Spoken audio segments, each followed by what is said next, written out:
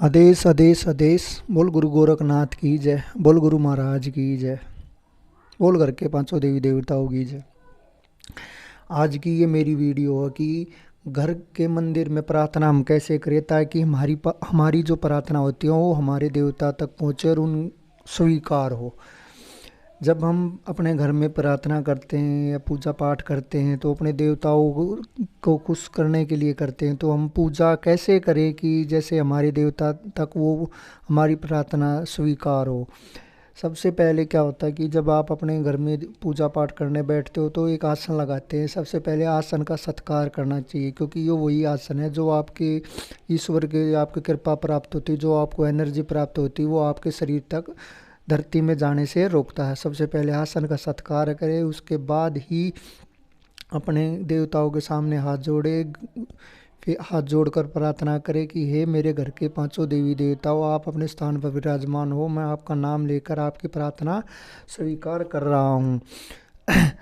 ऐसा बोलने के बाद फिर क्या करें, अपने हाथ में गंगा जल का छिट्टा लेकर और पूरे जितने आपके घर में देवी देवता है, जितनी तस्वीर रखी हुई है, जो इष्ट की तस्वीर रखी हुई है अपने पूजा घर में, उसका छींटा मारे। उसका छींटा मारने के बाद बोलो हे मेरे घर के देवी देवताओं, आप सारे अपने स्थान पर विराजमान हो, मैं आपका नाम लेकर अपनी पूजा स्टार्ट करने जा रहा हूँ।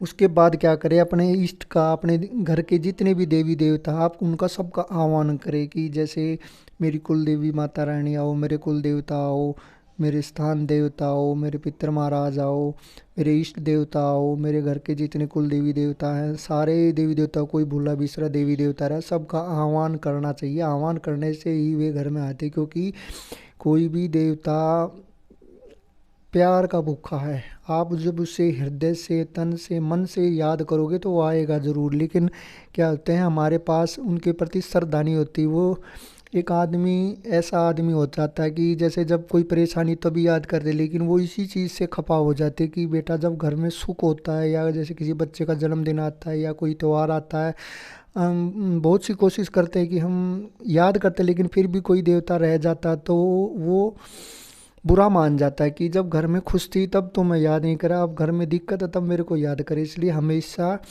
सुख में भी याद करो, दुख में भी याद करो, घर में कोई भी खुशी आए तब भी उसका हमने याद करना चाहिए। उसके बाद जैसे अपने इष्ट की अपनी प्रार्थना हम स्वीकार होती है, फिर आरती में विनती करते हैं कि हे मेरे देवी देवता, आप घर में विराजमान हो, मेरे द्वारा या मेरे से पहले मेरे जो पूर्वज हैं, मेरे कुल के जितने भी आदमी हैं, उनके द्वारा कोई प्रार्थना में या हमसे कोई गलती रह गई हो तो उनकी मैं आज क्षमा मांगता हूँ आपसे। मेरे से या मेरे से परिवार के किसी भी सदस्य से कोई अपशब्द बोला हो या कुछ गलती रह गई हो या कोई भोग में या किसी भी प्रकार की कोई त्रुटि, तो आज मैं उनके प्रति भी और अपने प्रति भी आपसे मैं क्षमा मांगता हूँ। अगर कोई गलती हो तो मुझे माफ़ करना। हाथ जोड़कर ये प्रार्थना जरूर बोलना। फिर एक विनती करना कि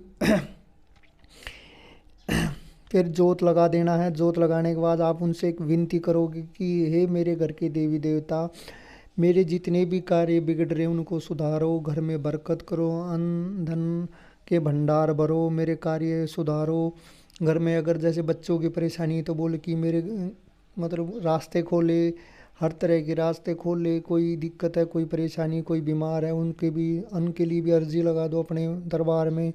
तो ये विनती है। विनती अपने आँख मीच कर श्रद्धा से अपने देवी के प्रति बोलोगे तो उनको ज़रूर स्वीकार होगी। और जैसे अपने घर में कोई भूत प्रेत की समस्या, उनसे बचा कर रखे, पॉजिटिव एनर्जी ज़्यादा बनाए रखे, नेगेटिव एनर्जी से दूर रखे, आपको किया कराए से दूर रखे, आपके स्वस्थ रखे, भूत प्रेत से रक्षा करे, आपका सुरक्षा कवच बनाए रखे, संतान प्राप्ति का आपका वरदान हो।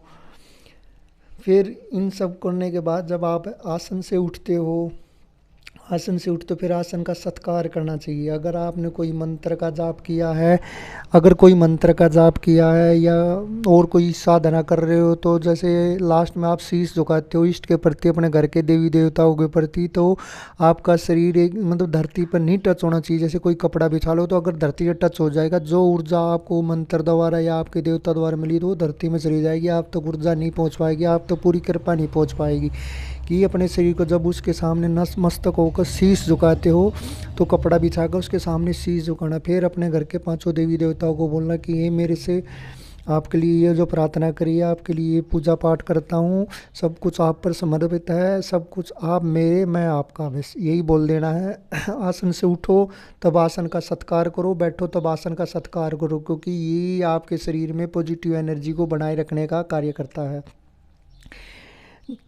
जब कभी भी आप अपने घर से अपने काम धंधे के लिए या कोई कार्य के लिए घर से बाहर जाते हो तो अपने घर के जो पूजा स्थल है उसके सामने जाओ, हाथ जोड़ के खड़े हो जाओ कि हे मेरे घर के देवता, मैं आज इस कार्य के लिए अपने घर से बाहर जा रहा हूँ, आप मेरे साथ चलो और मेरे कार्य में प्रगति करो, जो मेरे काम बिगड़े हुए उन कामों को बनाओ, उन देवता को अपने घर से साथ लेकर जाओ और आपके सारे काम उस परमात्मा की कृपा से, बाबा की कृपा से, आपके घर के देवी देवता की कृपा से, आपके इष्ट की कृपा से, आपके माता रानी की कृपा से, आप जिस देवी देवताओं को आराध्या करते हो उसकी कृपा से आपके सारे काम, समय थोड़ा हाँ टाइम लगेगा लेकिन समय आने पर ही अपने आप ही बढ़ते चले जाएंगे। और जब अपने साथ लेकर जाओ, साथ लेकर आओ, जब घर में आओ फिर उनको हाथ जोड़ कर बोलो कि हे मेरे घर के देवता, आप मेरे साथ गए थे, अब अपने स्थान पर विश्राम करो, आप मेरे साथ गए थे, आपका धन्यवाद। अपने साथ ले जाओगे तो साथ ले जाने से क्या होता है कि वे खुश होते हैं, वे याद करते हैं, जब जैसे हम कोई कार्य पर जाते हैं तो वे घर में रहते हुए भी ये देखते कि हमारा बच्चा